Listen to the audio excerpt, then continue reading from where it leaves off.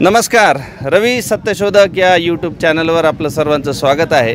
आज मी लोकसभा 2024चा सर्वे घेण्यासाठी डोंगरेवाडी या गावामध्ये आलेलो आहे। तालुका वाशी आणि जिल्हा धाराशिव। हे जे गाव आहे बॉर्डरवर आहे। इथे बाजूला 2 ते 3 किलोमीटरवर बीड जिल्हा चालू होतो आणि बीड जिल्ह्यातलं नांदूर गाव इथे येतं। तर आज आपण पाहू सर्वे आणि ही व्हिडिओ अनकट असणार आहे, म्हणजे या व्हिडिओला मी कुठेही कट करणार नाही। तुम्ही तर पाहू शकता सगळे जमलेले आहेत। यांचं जे काही म्हणणं असेल प्रत्येक माणसाचं तर ते तुमच्यापर्यंत मी पोहोचवणार आहे। इथे कसलाही व्हिडिओमध्ये मी कट करणार नाही। तर चालू करू आपण आता आपल्या सर्वेला। तर नाव सांगा तुमचं? रवींद्र शेषराव करून।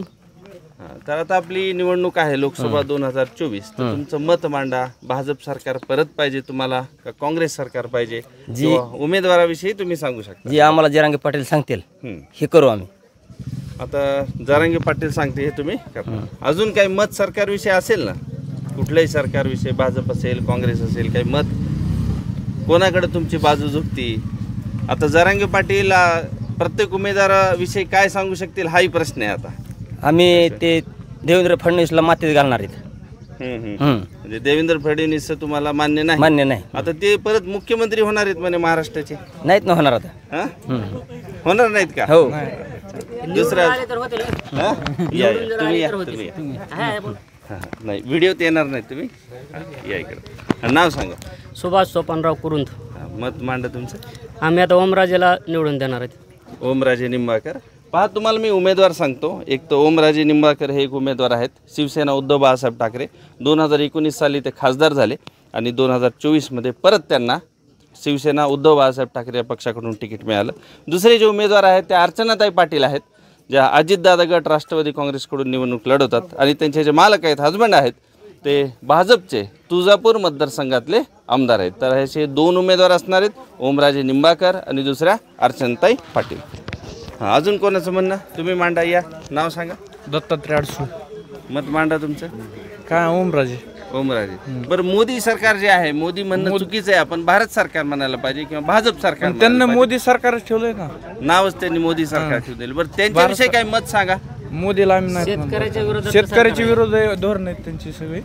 ते तर म्हणतात की बाबा शेतकऱ्याला मी पगार देतो 6000, 2000 देऊन काय उपयोग आहे? आमचेच नेले तर जीएसटी, खताला 18% जीएसटी आहे। खताला 18% जीएसटी। अजून काही? सगळे सोयाबीनला भाव नाही, कापसाला भाव नाही, कांद्याला भाव नाही। आता कांदा गुजरातचा त्यांना निर्यात चालू केली, महाराष्ट्राचा तसाच ठेवलाय। बालाजी भराटे शेतकऱ्या सरकार आहे का हे? शेतकरी ही काँग्रेसचं सरकार पाहिजे आपल्याला। ह्यानं आतापर्यंत शरद पवारांना 2 वेळेस कर्जमाफी ठोक केली। ह्यांच्या काळात काय 10% लोकांना भेटलेत का पैसे भाजपच्या? 50,000 रुपये ते भेटले नाहीत। ही कसं आहे, आणि उस्मानाबादला ओमराजेच पाहिजे। हे म्हणतात की आम्ही देशाला एका वेगळ्या उंचीवर घेऊन म्हणजे काय वेगळं, मग ते काय सगळं बाहेर चालवले ना त्यांना, सगळं गुजरातला चालवले ना। मग तुम्हाला काय ठुलंय का त्यांना? काय ठुलंय का त्यांना शिल्लक? चालू केलं आता त्यांना पांढऱ्या कांद्याची निर्यात उठवली, मग तुमच्या महाराष्ट्रात आहे काय शिल्लक? हा, ती कडीच निर्यात उठवली ती पांढऱ्या कांद्याची, तुमच्याकडे उठवली का नाही उठली? हे निशे दिशा बोलत त्यांची तिकडे काँग्रेसला बरेचशा जागा गेल्यामुळे त्यांनी कालवा उठवलाय। कोण म्हणलं भाव वाढला ना काय कशाचा? काँग्रेस सरकार येईल का? हो येईल ना, 100% येणार। म्हणजे ही लाट पहिली 2014ला मोदी साहेबांची लाट होती, 19ला लाट राहिली, आता 24ला काय? मोदी साहेबांची लाट महाविकास आघाडी, पवार साहेबाची ह्यांची, हे अजितदादा बिजितदादा हे घड्याळ बिड्याळ सगळे गेलं गंगेत। आता ह्यांचं काही शिल्लक राहिलेलं नाही कोणाचं। ह्यांचे डिपॉझिट जप्त होणार, हे 4थ्या फेरीत राहणार। काय बरं, ओमराजे किती मतांनी निवडून येणार? 2 लाख मतांनी निवडून 2 लाख लीडने निवडून येणार। आणि महाराष्ट्रात काय वाटतं, 48 सीट पैकी भारतीय जनता पक्ष आणि त्याचे जे मित्र पक्ष आहेत किती सीट लागतील? 5 ते 6 जागा लागेल। 5-7 जागा त्यांच्या लागतील, जिथे बाहेर किल्ले त्यांचे तिथे लागणार। बघा लक्षातून आहे का? 5 ते 7 जागा लागतील। आपण 4 जूनला पाहू किती जागा यांच्या लागतील। चालेल, अजून कोणाचं मत? या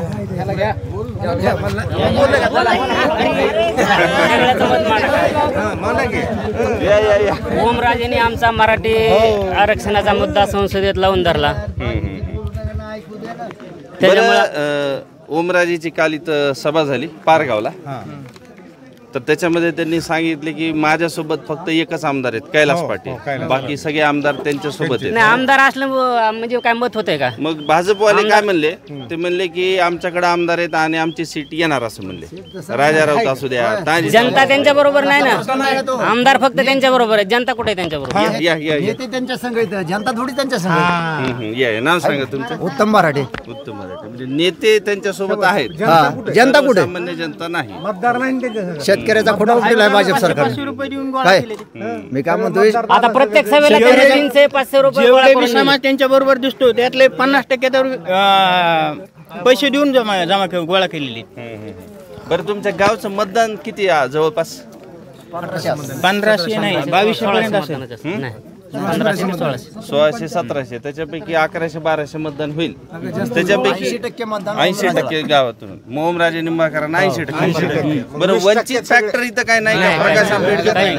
वंचित फॅक्टर सगळी 20% धरायची, वंचित सगळी धरायची. कोणी आहे का वंचित किंवा भाजप सरकारला मानणारे असतील तर आणि या. जरांगे पाटलाने सांगितलेलं आहे मराठा आरक्षणाच्या विरोधात ज्यांनी भूमिका मांडली त्यांना पाडा. म्हणजे राणा पाटलांनी जे आडवे आले मराठा नाही जरांगे पाटलांनी भूमिका मांडली ना, मराठा आरक्षणाच्या विरोधात जे आडवे आले त्यांना आडवं करा म्हणून सांगितलं त्यांनी. कालच सांगितलं जरांगे पाटला.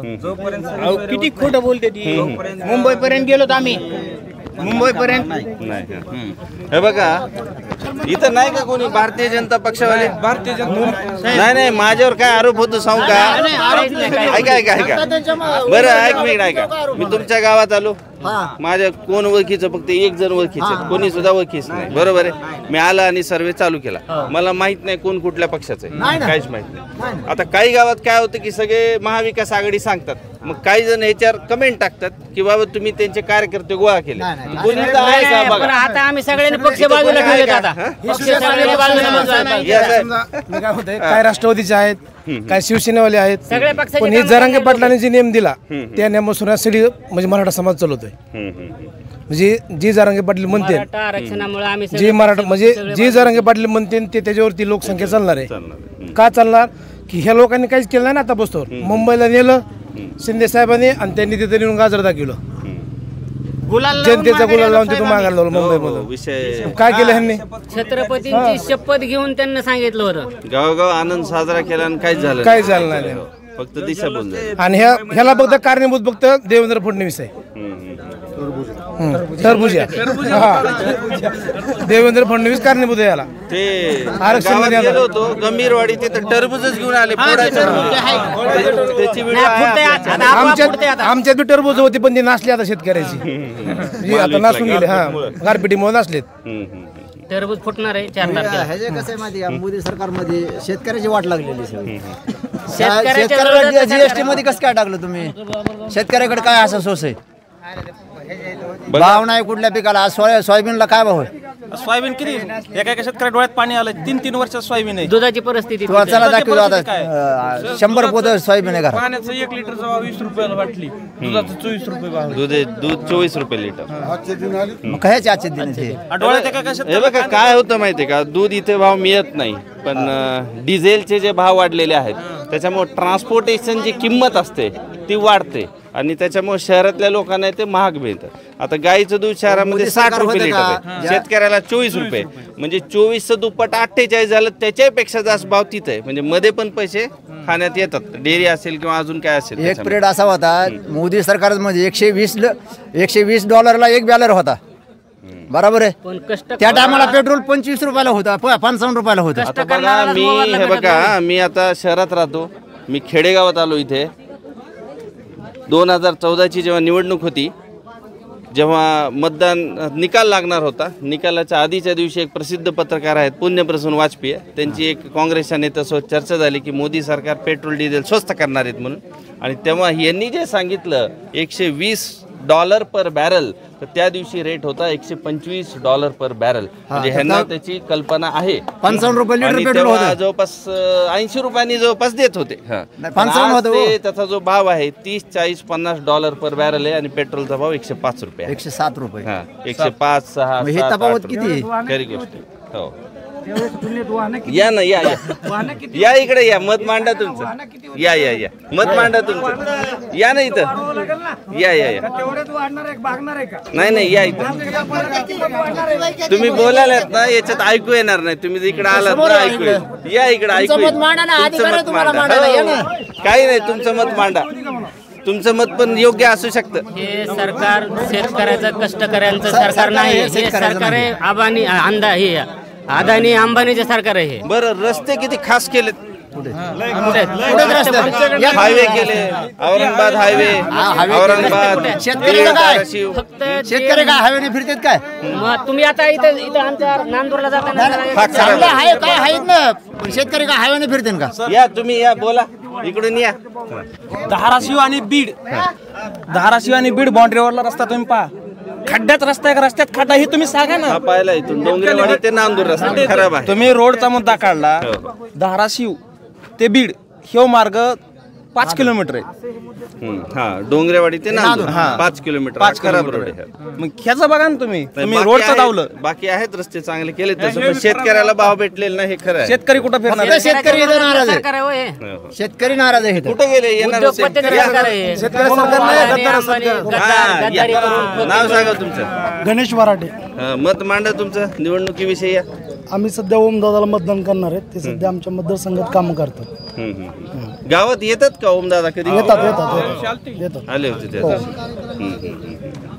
आणि कैलास पाटील पण आलते वाटतं. कैलास पाटील पण आलते. ते कुठे गेले ते?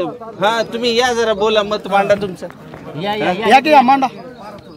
नाही नाही, असं सहज बोलायला काय. नाही नाही, आपण सगळे जवळचेच आहेत. या, बोला. नको का? चालेल. अजून कोणाचा मत मांडायचं आहे? सगळी ओमदादाच विचारा तुम्ही विचारा ना, प्रश्न आणला का नको, त्यांना काय नको, सांगतील ना. जे मत निघून हा, झाली आमची भरपूर चर्चा. अजून कोणाचा काय मुद्दा असेल तर मांडा. बरं, एसटी ह्यांनी हे केली, एसटी तुम्हाला काय फ्री केली का अर्ध तिकीट आहे? कुणाला केली असते? त्यांचं वय 60 पेक्षा जास्त आहे त्यांना. म्हणजे ही ती फिरू शकत नाही ना साहेब. आम्ही एसटीनं जातच नाही. महिलांना अर्ध तिकीट केलं.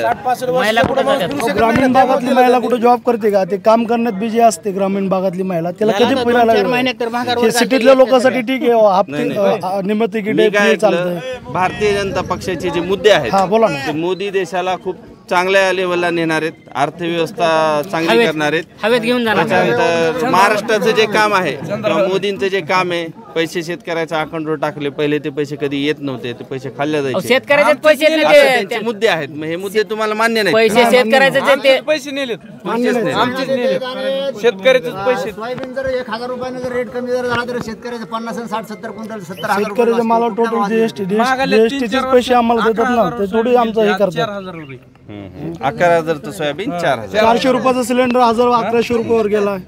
मोदी सरकार आजचे दिन कुठं आले? या या या तुम्ही. या, बोला. या. तर करायची व्हिडिओ बंद. मग आता अजून कोणी असेल तर मत मांडा. कोणी असेल, वंचित, भारतीय जनता पक्ष नाही का कोणी? चालेल. प्रतिक्रिया नागरिकांच्या तुम्ही ऐकल्या असतील. ही पण व्हिडिओ आपण अनकट ठेवली आणि मी तुमच्या सगळ्यांचा आभारी आहे येऊन बोलल्याबद्दल, तुमचं मत मांडल्याबद्दल. आणि मी तुमचा सुद्धा आभारी आहे व्हिडिओ पाहिल्याबद्दल. चॅनलवर नवीन असताल तर आत्ताच सबस्क्राईब करा. Thank you very much.